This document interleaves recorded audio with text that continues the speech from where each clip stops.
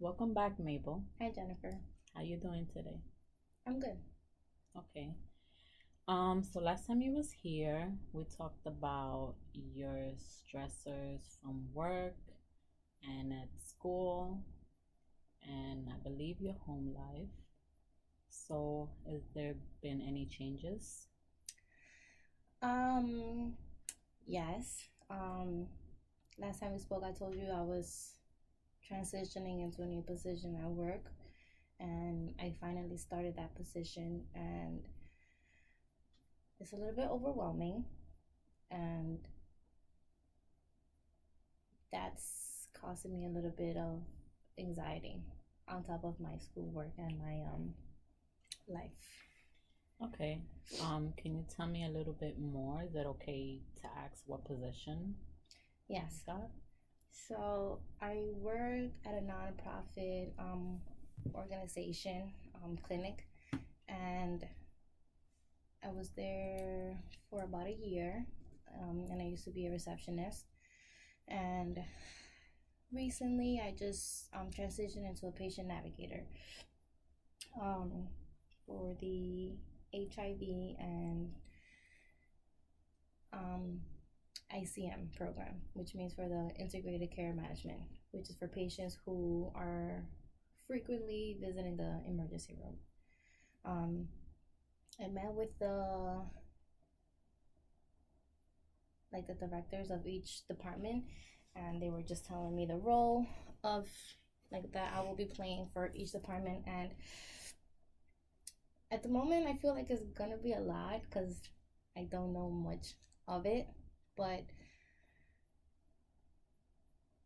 the fact that I don't know like how everything is gonna play out is was creating anxiety For you. for me. Yes. So I sat down with the nurse practitioner, and she was just like going over like my role and how to use the system, like in the computer. I'm familiar System? with the system, but in certain areas, I'm not like it's a completely new like part of the system that I was never like introduced to. So it's more of like on the computer. So I won't be seeing patients anymore as I did when I was in the front desk. Okay. And that can be overwhelming.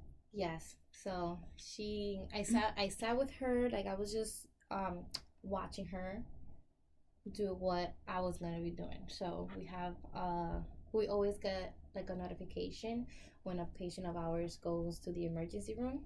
So we're supposed to follow up with the patient. We're supposed to give them a call, ask them like a list of questions, and then we're supposed to submit it to their provider and offer them like a follow up appointment. Okay. Um, Sounds interesting.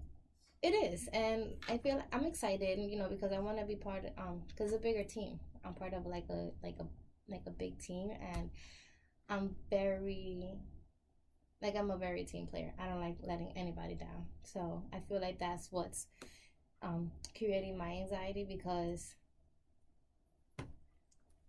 like I don't want to let anybody down, and I know I'm gonna make mistakes. So I'm just mostly like anticipating the kind of mistakes that I'm doing, even though I don't know what they are just yet. And that's only for one program. I have another whole entire program that I need to like be introduced to, and that's the with the HIV patients. So I have to I won't be seeing them face to face like as their case managers, but I'll be speaking with them over the phone, asking how they're like the reasons why they're not coming to their appointments. So never face to face, just pretty much over the phone. Mostly over the phone. I will be speaking with them in regards to like if they need like transportation to come into their appointments, or every month we have like a support group meeting. So making sure that they are aware of the time, and if they have the needs to get to the meetings. So that's my role. Okay. So it's a lot. It's exciting, but at the moment, like I'm new to it, so I have no idea of how to. What's the outcome? Right. So the transitioning was easy for you. Not so much. When I was working at the front desk, I wore scrubs, which I'm comfortable in, but now I have to wear like work, like office attire, and that's completely new to me because I that's just not me. I out of work I'm usually like in sweatpants, so I'm like in loose clothes. Um, so I kind of went shopping on my own, and I had to like really kind of learn like what I like and what I didn't like. So I'm still learning, and I'm still a little bit Adjusting. uncomfortable of the dress code, but I think with time I'll be able You'll be to. fine. I understand. Um,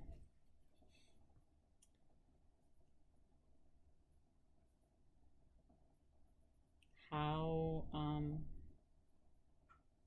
much info? Okay. I'm also at a new site. So we have multiple sites all throughout Westchester. Um, I'm in a site, although it's closer to my house and it's not like a long commute.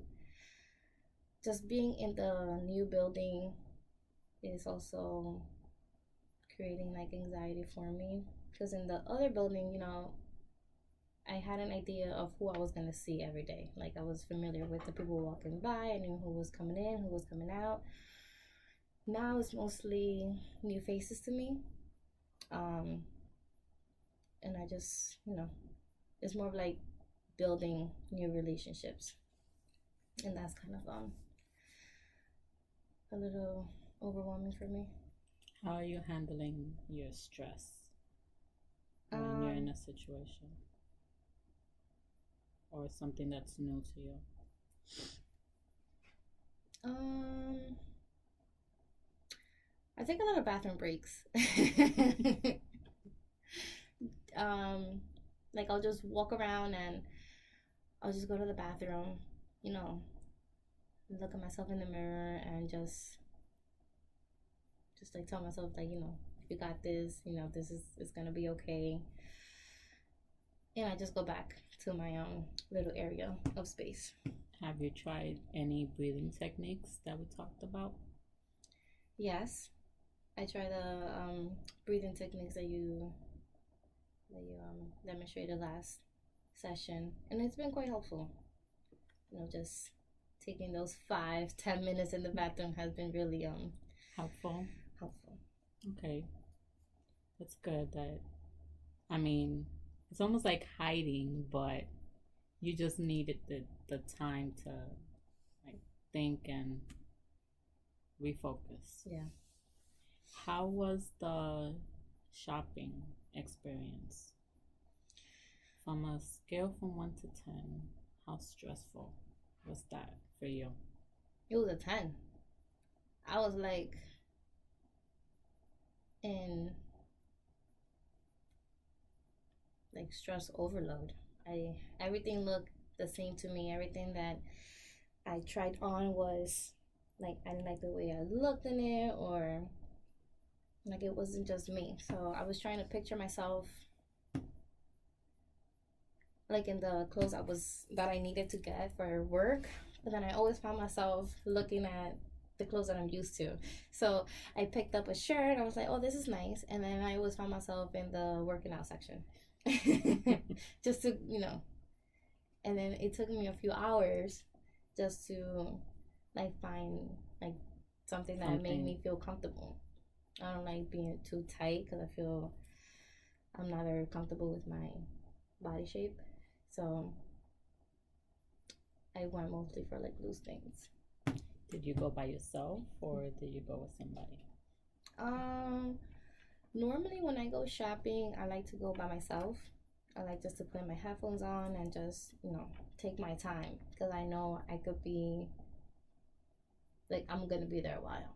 So if I would have asked my boyfriend, which I did, he said he would come with me. And the more I thought about it, I told him, actually, you know what, stay home. I said, let me just go by myself. That way, it's something that I need to do for me. Okay. How is school at the moment? Oh, school is extremely overwhelming. With this new position, I have a lot of like webinars and online training that I need to do, um, which is kind of hard for me to balance, schoolwork and also like the work that needs to be handed in at work. So I'm a little behind with some of my papers, and the semester's almost over. Um, so I'm not really concentrated on the papers that I need to be, and that's kind of like creating anxiety for me because they're all due like in a week or two, and I have not started none of them. So how would you rate your stress level right now with school and work? On a scale from 1 to 10. I'll say 10. 10?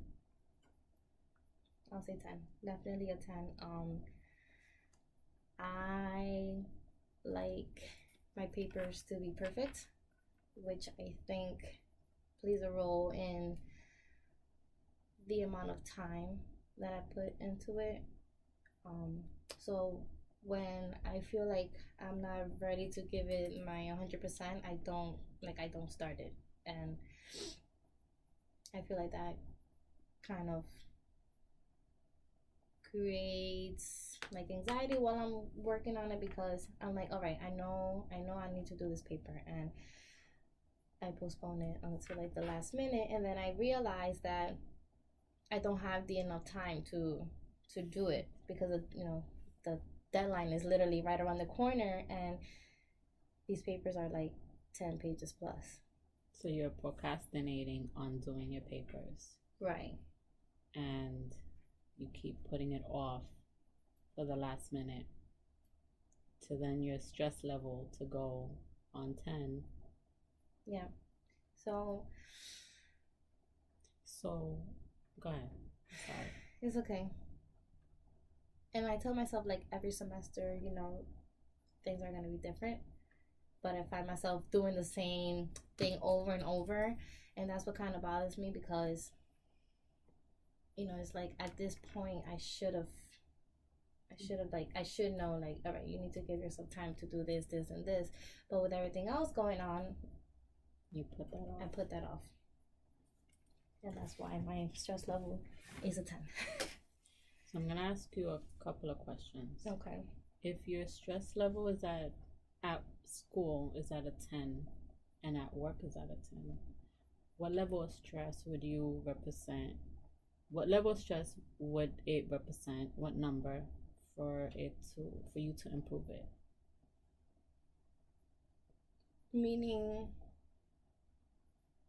Well, how would you represent?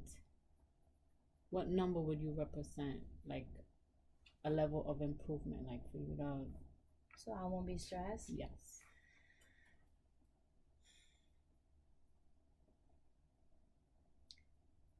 I'll say 6 or 7. Okay. Like if I'm at a 6 or 7, I'm like, okay, I'm like in between. I could start working like on one paper, and just focus on that, and at least I know that I have something written down. That way I won't feel so like guilty or no. At least I started, and that will bring my anxiety, my anxiety and my stress level down to a 6 or 7.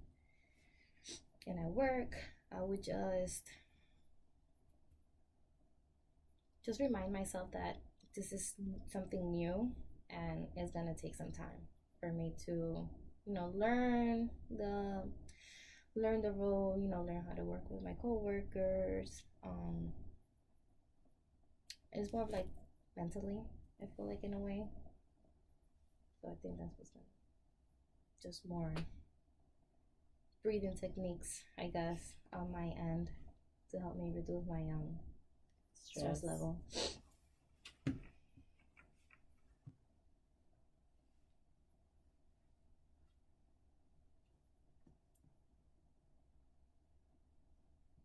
Um, so you said um, that you like to be part of a team. You're a team player, and that you don't want to let people down.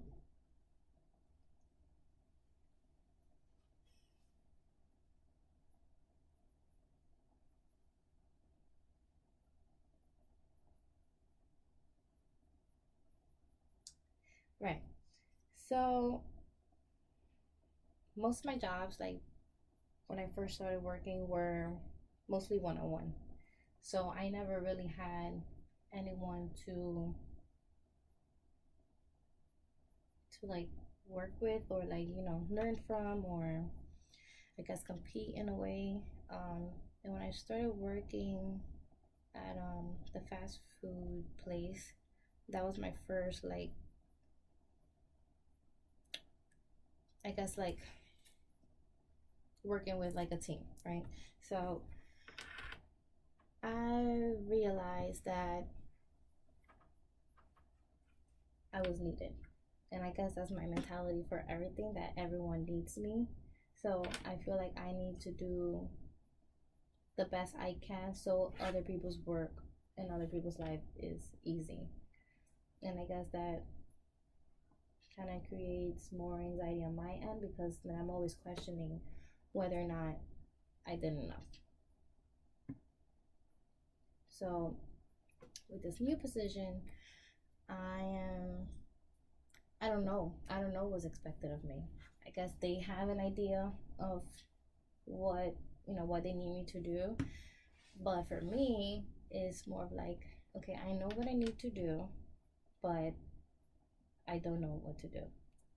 So I don't know how to approach it just yet. I don't know how to, I guess. What's to come? Right.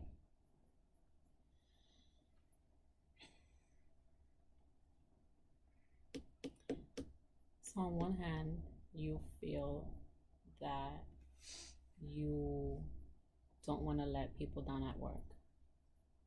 On the other hand, you also are a perfectionist, and and you you get stressed over not having things done perfectly. Yes. Which is for everything, and I've been working on it. Um not just like at work, but also at home, which I'm stressed about as well, with my with like my boyfriend and my son, my parents. Um, I felt that I've always, like, their behavior and like their emotions depended on how I acted. Um, I recently had like an altercation with my boyfriend, which I don't really want to talk about, but it made me realize that like people's behaviors are not because of me. And that was kind of like an eye opening. So I I am working on just like doing what I need to do, and then just have people do what they need to do, instead of having, me do something that I most likely won't feel comfortable with, just so the other person won't be unhappy. And I felt like that has been my problem, my most of my life. So you feel that you want everything, you do a lot for people, and you, I guess, expect something out of it, but then you realize that sometimes it's not what you expect, and you're learning to accept those flaws that people have. Right. Yes. That's exactly what it is. I am learning to accept people for Their who they faults. are. And like growing up and like in my relationship, I've always been kind of not afraid, but like holding back on doing what I need to do in order for people not to feel some type of way. Um, or like, not say something because it's gonna affect another person's like mood. But now I've learned to express myself in a way where it may come out like selfish, but you know, it's it's about what's gonna help me progress in life. But I also hear that you also like to help others, which is not a bad thing. But it also, I guess you do it so much and you want it to be perfect that it stresses you out, that then the things that you need to do for yourself, you don't have the time to do for yourself. So that's something that you have to think about and see how you can manage both. You can't always help everybody. Oh, and I and we all do. We all want to. Um but I think that you're gonna have to find ways to try to think about yourself more right now, because you have a lot going on. You're trying to do a lot of things right now, which is not bad. It's great. But it's a lot, you know. You're managing three things: life, work, and school, right? yes. Yeah. So, that takes a lot, and you got to think about where is the time for yourself to think about the things that you want and what makes you happy, and for you not to stress yourself out a lot, so you can try to manage everything that you're doing in your life. I've given it thought. Um, like I mentioned earlier, like I say, I'm always contradicting myself. I feel like because halfway through this semester, I told myself that I was gonna drop back on classes so I could have more time, for my family and also like do more things that, like outside of school and outside of work. But then I don't know. I feel like I'm always like pressured to. I always pressure myself to get to the finish line as fast as I can. So I already registered for all these classes, and I feel like that's what I always do. I always add so much to my plate because I know that I could do it. But while I'm in it, is Overwhelming. yeah. So before it happens, I like have this like strong like mentality, like I could take on the world. But then when I'm like in it, I am just like, okay, calm What down. Yeah, I get it. And that's something that we can work on. You, I know that you mentioned before that you like to write things down. Mhm. Um, maybe that's what you, maybe that would, yeah, sorry. It's okay. Maybe that's what we should do as a goal. Um, write things down, plan it out, and try to make a box where this is Mabel's time. Try to take a break. I mean, I don't know if you can change your classes or, try to take that time in everything that you're doing to give yourself that mental break so you don't get so stressed out over all the things that you have to do. Yeah, and I feel like that's kind of gonna be like a process because I'm so used to being on the go. I'm so used to doing this, doing this, doing this, doing this that I kind of forgot how to, incorporate my activities into my schedule. So it's kind of like learning how to ride a bike again.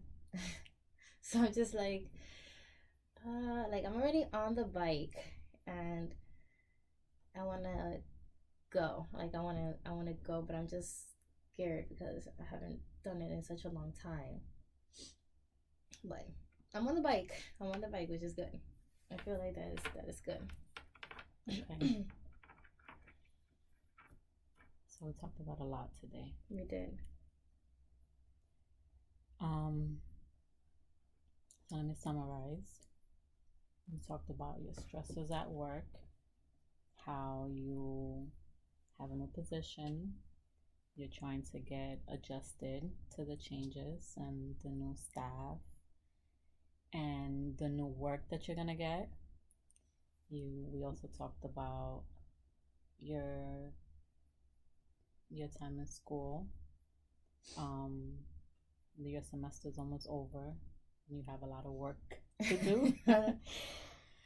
And a little bit about your personal life, about the argument with your boyfriend, and spending time with your family. Can you tell me a little bit more about you and your boyfriend? Was it like a big argument or just something small? So my boyfriend has a personality disorder. So with him, I really have to watch what I say or do because for him, he only sees the world black and white. And I was doing laundry. And I messed up one of his shirts. Okay. So he got really upset about that, and he erased all my work from my flash drive, from like all the papers that I was working on at school. Okay. And I had to rewrite all my work, all my papers, all my assignments that I already was doing. How did you feel in that moment when he erased those files?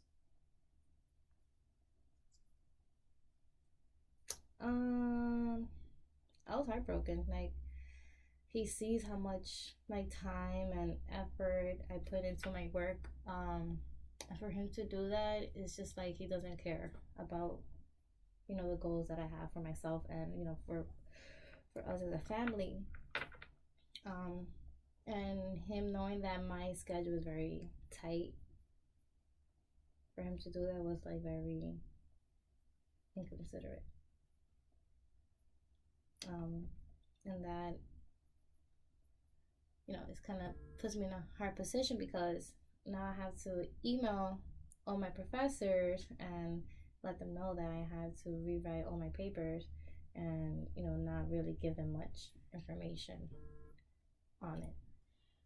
What was the end result to the argument?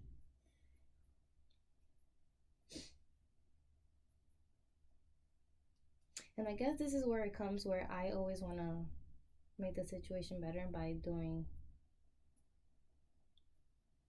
things that not make me feel uncomfortable, but making the other person feel like it's okay. Like, it wasn't like a big deal in a way, but it kind of is. Now that I think about it, I have to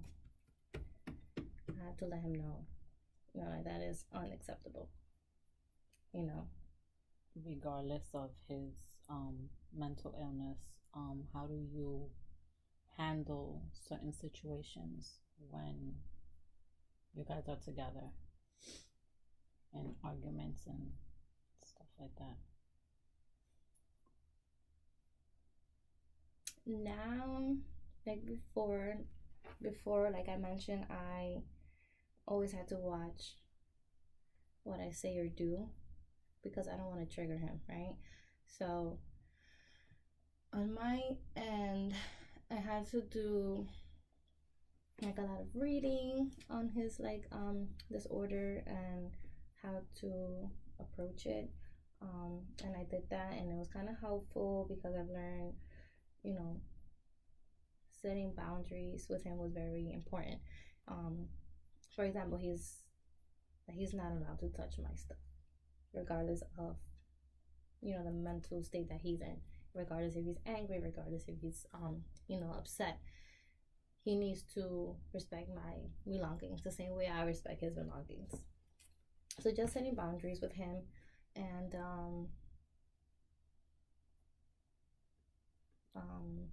I guess communicating with him more in a way.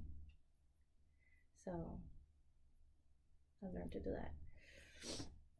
So you said that in certain situations you guys set boundaries on things, and he actually broke one of those rules.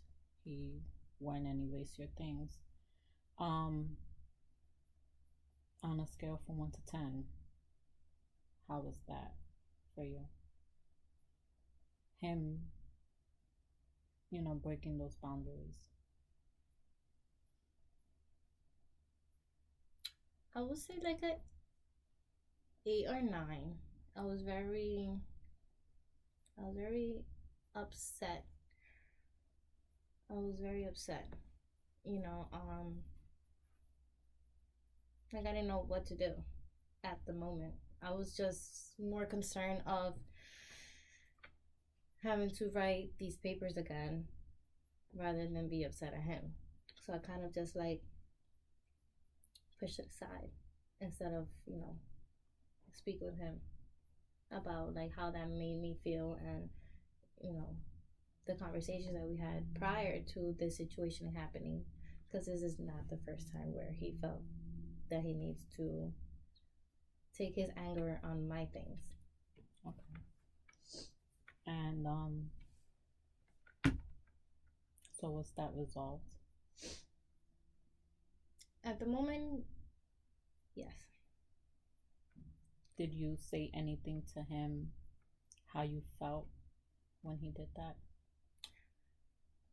So I gave it like about a week, and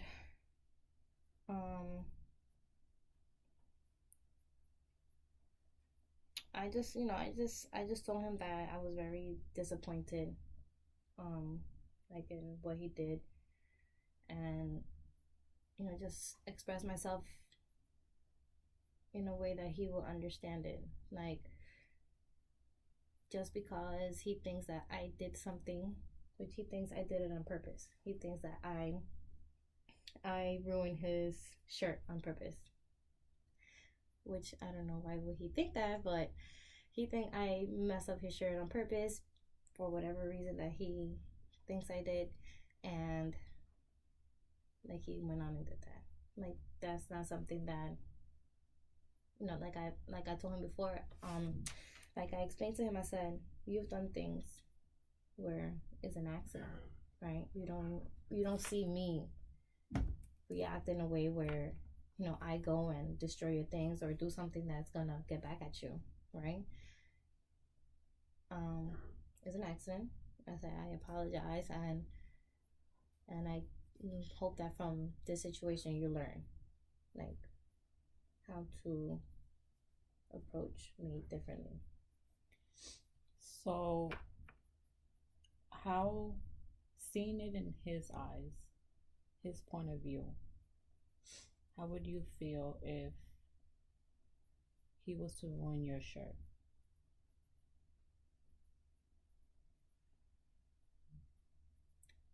I would be upset. I would be.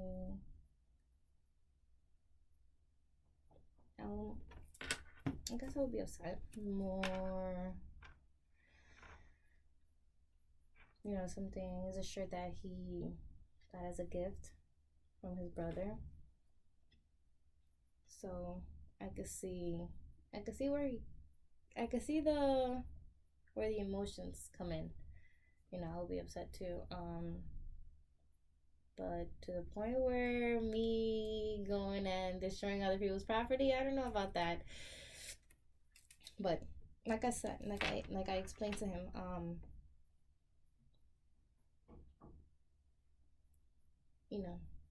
if I was to do this on a normal basis, like every time I got upset at you or whatever the case may be, I go and do something, then I'm like, oh yeah, now she's doing it on purpose, right?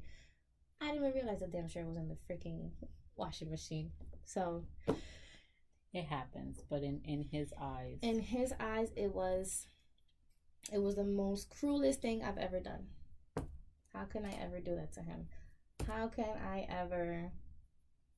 he ever buy a shirt or receive the gift without him thinking that it's gonna get ruined in the washing machine? Unrealistic, but that's the way he sees it. And yeah, I can't change the way he sees things. The most I could do was try to tell him in a way where he sees where I was coming from.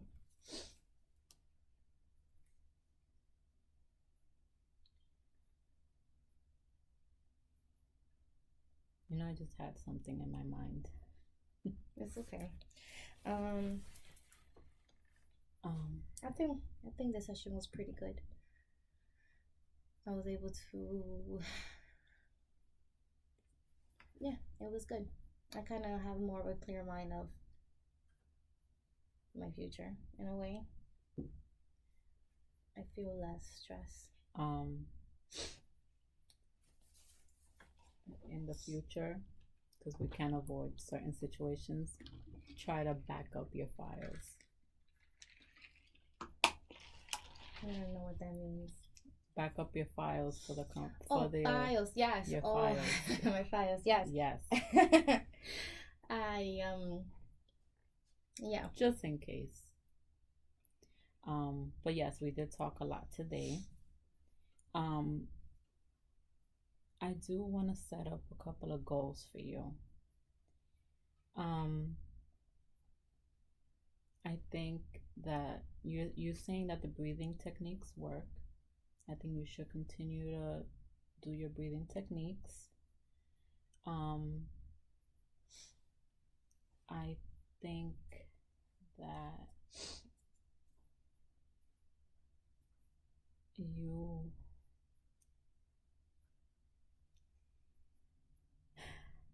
think that you should try to write out a plan where you set maybe certain dates on when to do your work and try to time it wisely. That's a good idea. And it's a new job, so you're not gonna know what's expected. Just try to try to go with the flow, try to do your best, and learn from it. I think I'll work on that. I've started writing things down. I'm gonna continue to do that. I feel like it's been helping me a bit. Okay, so I will see you in 2 weeks. Thank you, Jennifer. I really appreciate this session. Thank you.